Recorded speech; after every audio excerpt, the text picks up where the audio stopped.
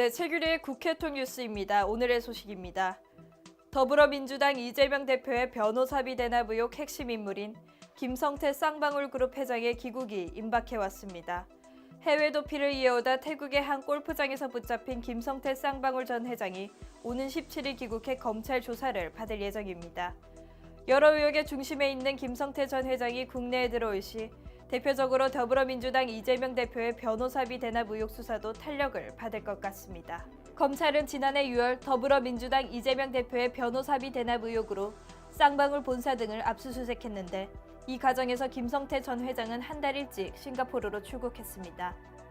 수사 과정에서 현직 검찰이 쌍방울 측의 수사 기밀을 유출해 김성태 전 회장의 도주를 도운 사실이 드러난 것입니다. 그렇게 김성태 전 회장은 태국과 라오스를 오가며 그동안 도피 생활을 해온 것으로 알려졌습니다. 그런데 도대체 이재명 대표는 이와 어떤 관련이 있길래 이토록 부인하고 나서는 걸까요? 이재명 대표의 선거법 위반 사건 당시 변호인이었던 이태영 변호사는 변호 비용으로 현금 3억 원, 주식 20억 원을 받은 것으로 알려져 있습니다. 하지만 이재명 대표는 본인의 재판에 2억 5천만 원을 썼다고 했습니다. 그럼 도대체 나머지 20억 원은 어디서 나온 걸까요? 여기서 쌍방울 그룹이 등장합니다.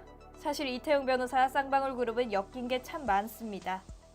2019년부터 쌍방울 그룹의 사회이사를 지내기도 했고 이태용 변호사가 소속된 로펌의 변호사들이 쌍방울 관계그룹의 여러 임원들을 맡기 시작했습니다. 이태용 변호사, 쌍방울 그룹, 그리고 이재명 대표, 연결고리가 많아 보입니다.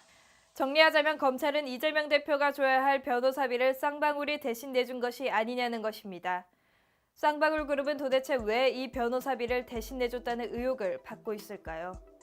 이를 밝혀내려면 쌍방울 그룹의 실소유주 김성태 전 회장의 수사만이 판도라의 상자를 열 수 있겠죠.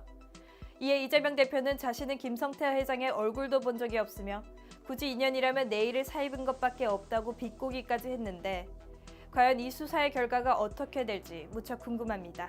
지금까지 최규리 기자였습니다.